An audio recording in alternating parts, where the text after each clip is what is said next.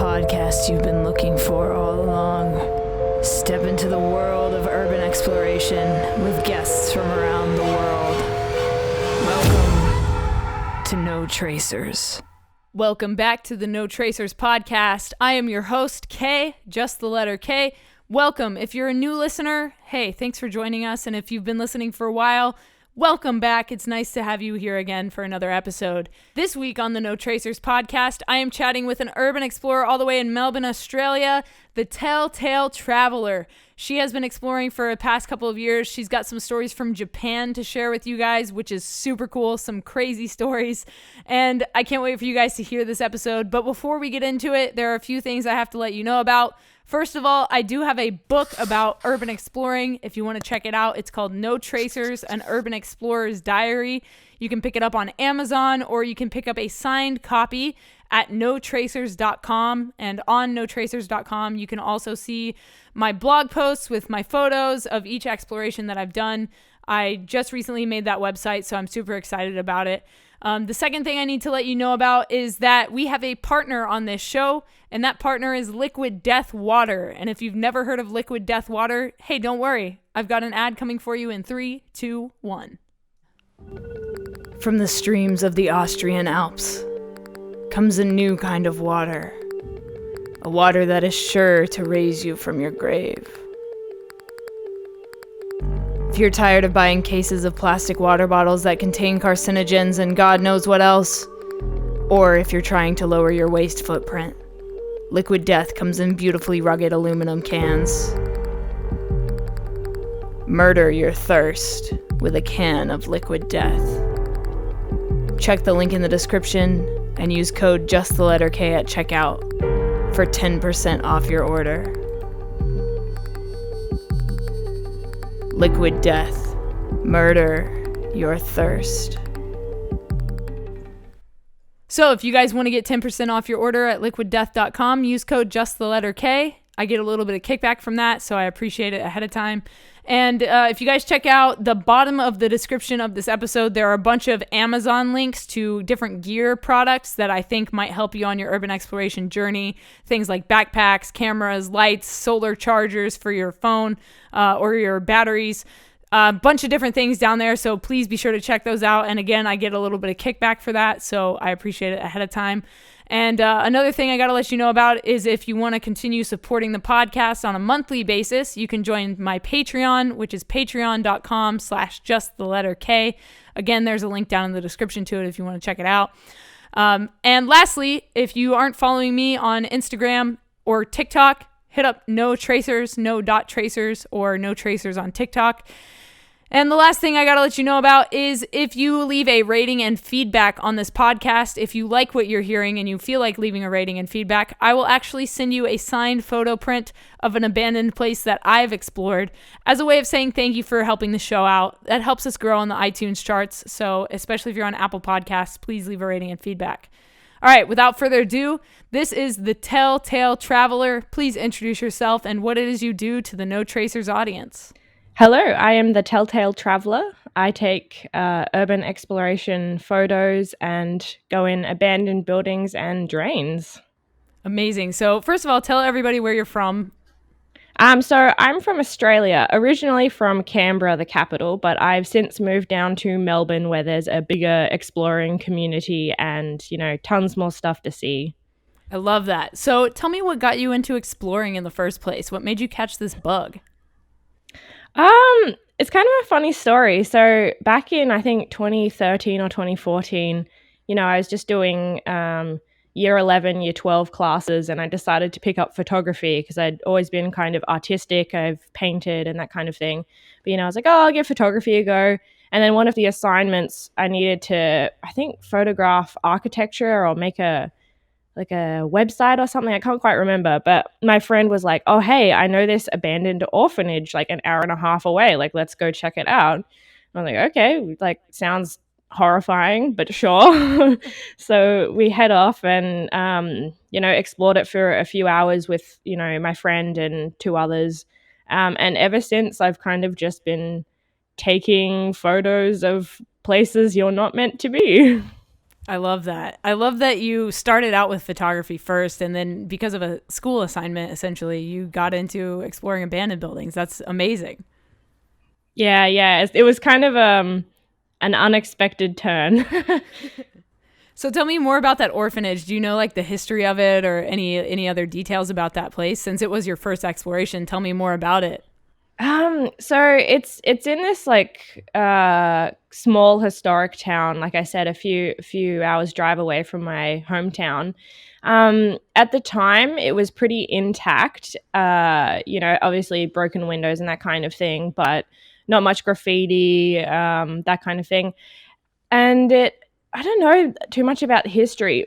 I just hear like bad things, people were really mistreated there. It was horrible for the kids. They were kind of all crammed in. The tales you hear of a lot of orphanages and mental asylums is just the conditions were terrible because they didn't care, and the people didn't mean anything to anyone, so no one spoke up. So it's a sad history, but I explored it the first time, and since then it's actually been, I think, deliberately lit on fire a few times. So I've, gone back probably 4 or 5 times now, and I just have this like series of photos where, it just gets gradually more deteriorated, like gradually more damaged, and it's just sad. But yeah, I don't know too much about the history other than it's depressing, unfortunately. Yeah, for sure. And like you said, that seems to be very common among orphanages and more so asylums. And I think that goes across the world, not just Australia. We have the same kind of stories over here in America. A lot of, mistreatment and just horrible things that these people did to these mostly kids, and it's crazy that it's kind of crazy that we explore these places. But I mean, at the same time, we're like time traveling back into history when we walk into these places. Can you talk a little bit more about the feeling you get when you go into these kind of places? Oh, it kind of depends on the place, I've been to like abandoned abattoirs and, the orphanage and obviously like drains as well. I'm not sure if you guys in America consider that urban exploring, but Sure. like drains is a big part of it, exploring in Australia. Yeah, I guess it just depends on the place. Obviously the orphanage was kind of a somber feeling place, and any like abandoned nursing homes I've been to have always been like really dark and creepy. Especially when you go at night, it's just really unsettling because people have died there or been mistreated there. But yeah, I guess it depends entirely on the place. Most of them kind of have an eerie feeling, obviously, because there's no longer anyone there. And a lot of the time they tend to be a bit overgrown or bizarrely quiet. Yeah, and I think that silence kind of brings you into like another. It's like you're walking into a portal almost. It's like the world around you kind of stops when you go into one of these places. Definitely, yeah. It's kind of spooky. It's very spooky, but I think that's why we get a kick out of it. Yeah, it's definitely an interesting hobby. It's I guess the way I get my thrills is being in weird places in the dark. For sure. Do you have any gear recommendations for new explorers? Like, for example, a backpack or a flashlight or a mask or anything like that? Yeah, probably. I mean, the best thing to do when you're starting exploring is just explore with what you have. But obviously, if you're gonna explore, good shoes is always an excellent choice. I almost stepped on a rusty nail while wearing sneakers, and it was a very, very close call. And ever since then, I've been wearing, big work boots or, Doc Martens with thick soles. So I think good shoes is always, an important one. And if you're exploring somewhere with asbestos signs, definitely get yourself a proper respirator that's rated to asbestos, like mold and lead paint. That's very, very important. But as for camera gear, if you can't afford it but you still want to explore, don't let that stop you. Obviously, when I first started, I actually no, even like 4 years into photography, I didn't own a camera. I was borrowing my boyfriend's and my mom's, and then I saved up. And yeah, so don't let anything stop you. I guess it's just be safe, obviously, but yeah.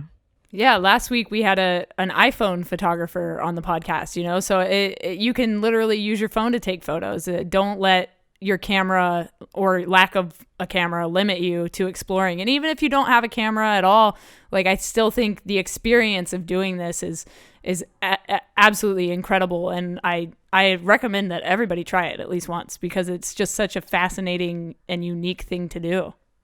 Yeah, definitely. I mean, I took my mom along to explore some abandoned places and a drain, and she absolutely loved it. She grabbed her phone out and was taking pictures as well. So, no matter how old you are, or what gear you have, it's possible. You just have to be wary of the safety consequences. Absolutely. So, speaking of safety and spookiness, tell me about your scariest explorations. Oh, this is kind of a long one. Okay, go ahead. So I really like going to Japan, and I've been there twice now. And obviously, Japan has kind of a different culture around abandoned places and, spirits. And I think they're a lot more respectful over there. There's a lot less graffiti culture. So I really enjoy looking at the abandoned places there. And I was on a family holiday with my mother and her fiance. And, I had to squeeze in some abandoned places, obviously. Yep. And a long story short, essentially, I dropped them off somewhere, drove a very long way, probably 2 hours, in a hire car, explored a place, and then realized that I had lost the hire car keys somewhere in the Japanese wilderness in the middle of Shikoku Island.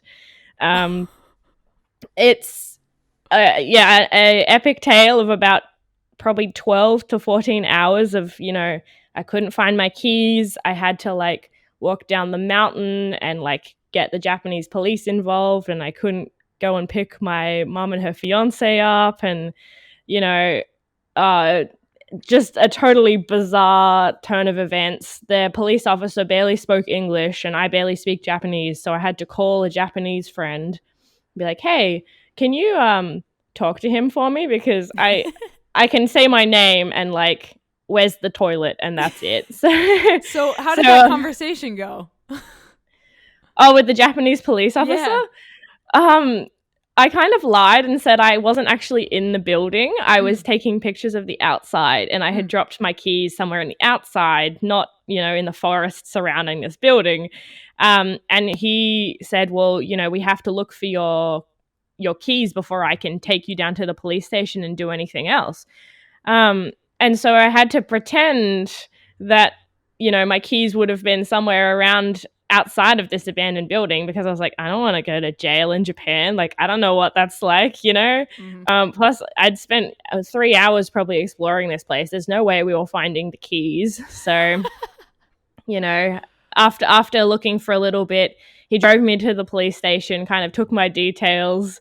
He bought me water on the way there, though. I hadn't had any food or water in hours by that point. And, I stayed in a random little ryokan, like a Japanese inn in the middle of nowhere. And the next day, my mother and her fiance trained down to where I was, and we tried to look for the hire car keys and had to get the spare ones from the company. So, I mean, the story's a lot longer than that. It probably takes a good hour to tell, but, at the time I lost the keys, it was getting dark, and I was hungry, and there's bears on Shikoku Island apparently. I don't know how to deal with bears. There's no bears in Australia, so Oh my god. yeah, so it was definitely the scariest thing I've been through, because I'm in a foreign country and I don't speak Japanese, and I meant to have picked my mom and her fiance up, but I can't. But it all worked out in the end. No one kidnapped me or murdered me, and Great. I did have to pay $700 to replace the hire car keys, though. Oh my god. Australian though, so it's probably like $500. But that's a lot. Yeah, such a long story. But I was wandering around in the dark, and I saw deer and these weird I think they're called raccoon dogs, these weird raccoon animals that Japan has. But yeah, just a tale for a lifetime. Wow, absolutely insane story, and I hope one day to hear the full details of it, but I'm sure that's like a like you said, a whole podcast in itself. Do you have any urban exploration injury stories?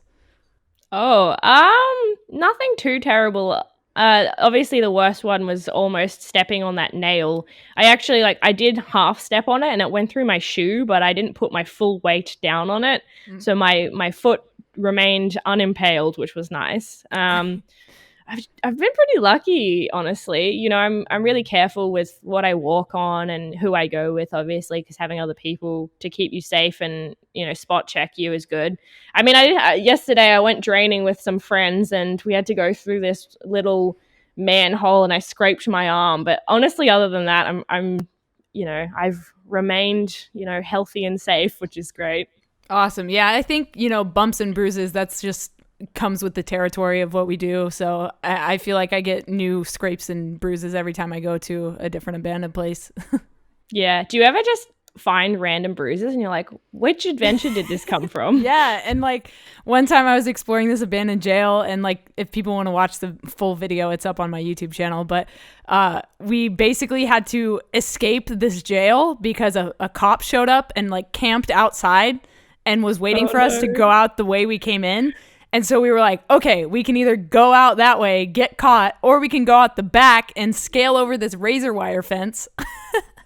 Oh, that sounds intense. Oh my God, it was so crazy. And so I have like a scar on my leg from like, you know, the razor wire or something like that. I don't even know what happened, but I mean, it was a crazy day. And of course, at the end of it, I was like, guys, I have to leave. I have to be somewhere after this. And so we were like rushing to escape. But, you know, we got out and got back to the car, and we just basically like walked past this cop, and we were like, peace out, dude. Like, see ya. Like, he had no idea who we were, you know? So we got away with that one, luckily. Oh, I love stories like that. See, I wish I could get, you know, a bunch of urban explorers in a room, buy them all beer and be like, tell me your best stories from start to finish, because everyone has crazy ones. Oh, for sure. I hope after like COVID that I can do something like that, you know, like get a bunch of people from this podcast together somewhere and just, you know, share our stories around like a campfire. Oh, it would be so fun. So crazy. So have you been exploring during quarantine/COVID? That's a tricky one, obviously, because I'm not sure if any of your listeners know how bad the lockdown was in Melbourne, but I was basically confined to a 5K radius from my house. Oh, yeah, that's right.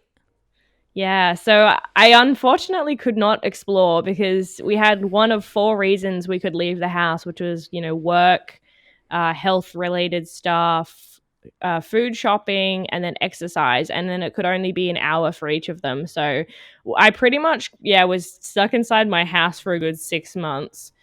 We did do a few sneaky drains near my house, but they're all pretty boring and small. But you know, you can't complain if, you know, you're stuck in a global pandemic. So unfortunately, I have been stuck in my house. I started learning more Japanese, but not so much exploring, unfortunately.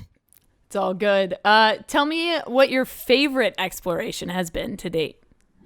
Oh, my favorite exploration, probably the first time I went to Japan. You'll see a theme. I absolutely love Japan. The abandoned buildings are amazing, and I highly recommend anyone who has the chance to go should go.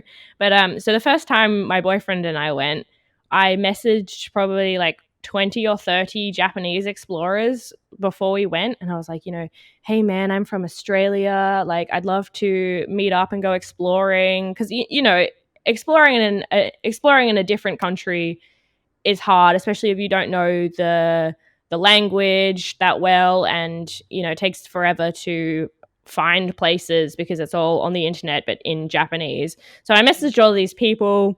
And only one girl got back to me, and she spent the day driving us around. She had never spoken to me before or met me before, but she took us to 2 love hotels and a little abandoned primary school. But the second love hotel was amazing. It was like this little kind of resort village. So think of like individual houses with individual bathrooms and like, you know, a bedroom for where the Japanese businessmen take their ladies of the night, essentially.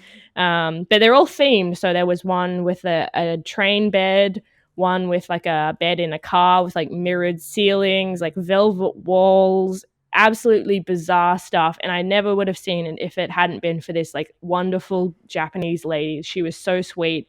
And, I hopefully will catch up with her next time I go. But yeah, this place was insane. Wow, that's awesome. And so my next question is about social media, actually. Can you talk a little bit more about what that's done for you? I think social media is pretty fantastic, but also probably kind of detrimental to urban exploration. Mm-hmm. It's definitely a double-edged sword.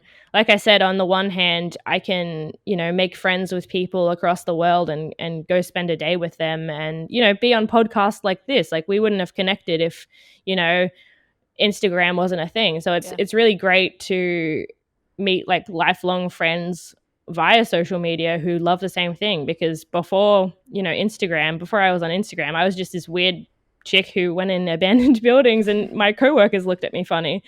But like the downside is obviously people not caring so much about like keeping locations secret, and they just name drop them and people trash it or light it on fire, or so it's good and bad. But I really appreciate the good people on here.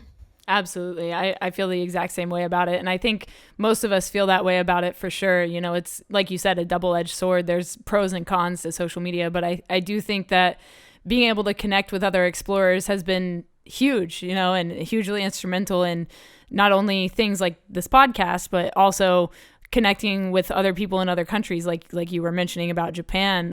When I went to Portugal, I was with my dad, and I lucked out, and we had a tour guide that actually knew of this abandoned 360-degree restaurant that overlooked the entire city of Lisbon. And I was like, hey, man, do you happen to know where this is at? And he was like, oh, yeah, I can take you there tomorrow. So, like, I got to explore this place for, like, 4 hours. The security guard there let us in. And, like, he was like, yeah, you can just go in and park inside.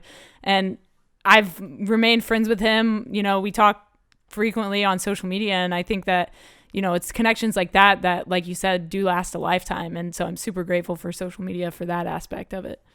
Yeah, it's honestly so good. Like I have so many great friends that I never would have had if it wasn't for social media. Yeah, same. Do you have a favorite history of a place that you've explored? That one's really tricky because sometimes when you explore, you can't really find a lot of information on a place. Mm-hmm. I'm not sure if I have a favorite. I think they're all interesting in their own way. Even, little abandoned houses. There's a few, not a ton in Melbourne, but there's a few with old furniture from like the 80s and 90s. And it's just, interesting to kind of imagine who lived there if you can't find the actual physical proof. I can't say I have a favorite, but honestly, they're all interesting in their own way if you dig deep enough. Oh, for sure. And then do you have any goal places, like bucket list items or places you'd like to explore? I have a few. I think you talked about it on one of your other podcasts, but it is Battleship Island. Yeah. I got to go on the tour around it, but you need to like bribe a fisherman to take you there, I'm pretty sure. So I'd really like to go there. Back to Fukushima probably, because, when I went, I was probably too timid to actually fully explore the place, because it's obviously quite a depressing, sensitive topic for the Japanese people. So, and then maybe Chernobyl as well. But I think that with the tours and the fires, it's getting a bit commercialized and maybe a bit harder to do.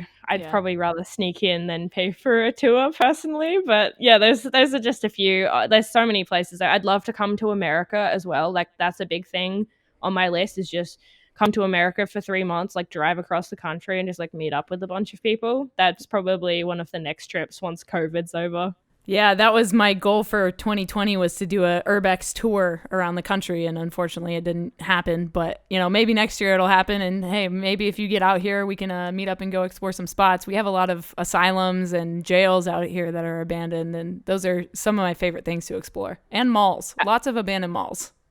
I would definitely love to meet up. I've seen a lot of churches as well, like abandoned churches in America. Yeah, but I think I think Europe's churches are a lot cooler than ours just because of the architecture, They have more of the like Gothic old century type of architecture, and we have more modern abandoned churches over here. Yeah, that makes sense. I think America and Europe are a bit spoiled for abandoned places, honestly. If you come to Australia, there's not a lot in the middle of the country. It's just desert and for recent like Western history, it's a very new country. Obviously the Aboriginal peoples have been here for, centuries and centuries. Right. But they obviously didn't build churches and things that are now abandoned. So Right. I think I'd love to go over to different countries and just, enjoy the abandoned places. Absolutely. If you could live in one place you've explored for 1 week, which place would it be? Oh, that's an interesting question. I'd probably have to say that Love Hotel that I mentioned earlier, just the one with all of the funny themed bedrooms. I'd probably pick the one with the car. Just stay there and explore it because it was a massive place and I didn't see all of it. So it'd be funny to squat there and just kind of, scare people if they came by to explore it. For sure. And then my last question for you is, what is something you know now that you wish you knew when you started? I think the community around urban exploration is a lot more diverse than people think. And when I first got into it, I thought it was, just people exploring, respecting places. But, there's obviously like copper strippers and like graffiti artists and like, I'm not saying that any of those people are bad. It's just everyone has different morals and, I wish I knew earlier that it takes a lot of people to make this community go round, and just because some people believe one thing doesn't mean that other people are going to follow it. Like it's a really diverse community, and I spent a little bit of time being annoyed that people would, copper strip or graph, and it's, you gotta look at things from other people's perspectives. People are diverse, and it took a while for me to learn that not everyone is in it for photography, but that it's okay, honestly. Like it takes a lot of people to make this community great and interesting. Definitely. I want to one day create or finish, I guess I should say, because I guess I've kind of already created it with video. But I want to do like a documentary piece about the different types of explorers, like the graffiti artists, the copper strippers, the metal strippers, all the different types of people that explore these places, because it, like you said, it's so diverse and so fascinating. Yeah, that would actually be pretty interesting, especially if you got some of their opinions as well, like went and talked to them. That'd be great. Right. Can I ask you a question, actually? Yeah, ask away. How do you feel about like copper strippers and like people who take things and graffiti artists? Like, what's your opinion about that kind of thing? So I guess like it's up to everyone's own discretion how they handle, abandoned places. I know people, like friends of mine, that take stuff, like tokens. Like personally, I've taken like I went to an abandoned glass factory in Pittsburgh to film a music video, and they used to make porcelain trinkets and all types of different colored glass. So, I mean, I did take a little porcelain set of doves that was like super tiny from there. So I just kind of think, I don't know, it depends, but I guess if I say like I don't like people that take stuff, like that makes me a hypocrite, because I have also done that, a time or two. But I do also one day want to open a museum about urban exploration where people can donate some of their stuff to the museum, and we can put like plaques of like where they found it and like what it is. I always thought that would be something super interesting to do. But again, that like goes back to the moral thing. Like, is that the right thing to do? Or does that encourage people to start taking things from these places, Yeah, it's definitely a topic up for discussion. I really like that museum idea. You could do a website instead and just have like pictures as well if you didn't want just things from America. That would be cool. Just a website about it. Yeah. I think in the terms of taking stuff, part of me wishes that you could like clear out a place that was about to be demolished and like donate it to charity, because I've driven past so many places that are mid demolition, and I can see all the furniture still in there, and they're just destroying it and like chucking it in landfill. It's like, I wish I could have gone in there and, you know, brought that to a charity shop instead of it just going to waste, because it's kind of depressing, honestly. Yeah, no, I feel the same way about that as well. You know, anything that's about to be demolished, I think they should, like, the city should allow people to go and I guess scavenge it, you know, and take things from it, and or even just do it themselves and just pay a team to go in and take everything out and then donate that. I think that's something that should be a part of, you know, getting rid of abandoned places.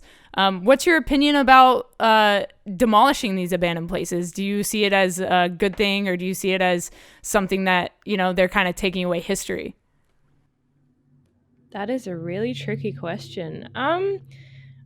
I guess, again, it depends on the place. You know, if it's just a little abandoned house that's, you know, falling apart, it kind of doesn't matter. But, you know, bigger iconic buildings definitely need to be saved. It's just, you know, not everyone has the money. Like, the owners might not care. Maybe it's heritage listed and they're letting it be destroyed so they can demolish it. Mm-hmm. I guess it just depends on the place. You know, having really beautiful buildings from different decades and eras is important. Like, if you walk through Melbourne, just seeing the different you know, like brutalist architecture, or like all the kind of Gothic style churches, it's like, it's amazing that they're in use and they're occupied, and maybe some of them have been repurposed, and I think saving some of them is definitely good.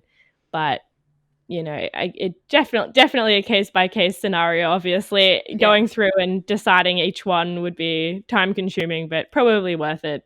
Yeah, for sure. And I think, like, repurposing some of these places is something that needs to be done. For example, here in Los Angeles, we have a 17-story abandoned hospital. And in Los Angeles, we also have a huge homeless crisis. Like, we have thousands of homeless people, and, like, you could literally give them a safe place to live. You know, like, they're not doing anything with this hospital. Just clean it up and repurpose it and fix it up and let these people have a safe place to go, you know? Yeah, definitely. I think that's the other depressing thing is, you know, as explorers, we see all of these places, and you're right, there's so many people on the streets, like, again, in Melbourne as well. And I hope that they have somewhere safer to go at night than just like the, you know, the main CBD street. But, you know, if the government could, you know, introduce something like that, that would be great. Actually, I just remembered, I think Japan was doing something with their abandoned places, making them really cheap. Because I think, 2 in 10 or something properties are abandoned in Japan. It's something ridiculous like that, because the population is going down. It says over 13% of buildings in Japan are abandoned. Yeah, that's it, 13%. Yeah, they had this whole government thing where you could get like really cheap loans, or you could get the building for free or something ridiculous. Wow. But like, obviously they need to encourage that, because Japan just has so much wasted property and that kind of thing. Yeah, I think that's the same with you know, people don't really know about it, but Dubai, I lived there for a couple years when I was a teenager. I studied film over there, and there's actually like a lot of abandoned high rises because a lot of the developers pull out for, you know, lack of money, or the budget ran out. So they, instead of demolishing the building or selling it off, they just leave it there. And so it's like, what is that building doing there? Like, what? It's crazy. Just wasting space, apparently. Yeah, exactly. So we've talked about a lot today. I want to say thank you for coming on the podcast. If people want to follow your journey, where can they find you online? Well, no worries. I had a great time. It's always fun having a chat. You can find me on Instagram and YouTube at TheTellTaleTraveller. I also started a TikTok if you want some more silly urbex related content. This was my episode with the Telltale Traveler from Australia. Thank you so much for coming on the podcast and sharing some absolutely amazing stories. I love chatting with you. If you guys like this episode, please be sure to follow her on Instagram or YouTube. I've dropped her links down in the description for you, so you can just click on them and go straight there. If you did like this episode, please do me a huge favor and leave a rating and feedback. And if you do that, I will actually send you a signed photo print from an abandoned place that I have explored throughout my journey as a way of saying thank you for doing that, especially if you're on Apple Podcasts. It really helps this podcast grow. It gives it some notoriety, and it helps new people that are looking for a podcast to listen to, helps give them an idea of what they can expect in the show. So like I said, if you guys do that, send me a screenshot at no.tracers, and I will send you a signed photo print. Thank you guys for doing that. I appreciate it. And please check out some of the past episodes. If you would like to be on the show, you can also hit me up at no.tracers on Instagram. I'm always looking for new guests, especially in this upcoming year of 2020. I would like to expand this podcast and do maybe 2 a week. That would be super cool. Right now we're doing every Friday, but I would love to do one on Tuesday and one on Friday. So if you want to be on the podcast, please hit me up at no.tracers. And if you guys want to see my blog or pick up a copy of my book, No Tracers, An Urban Explorer's Diary, you can do so at notracers.com. All right, I'll talk to you guys next week. Thank you again for listening to the No Tracers podcast. My name is Kay. Stay strong, keep enduring, go out, go explore, and remember, leave no trace.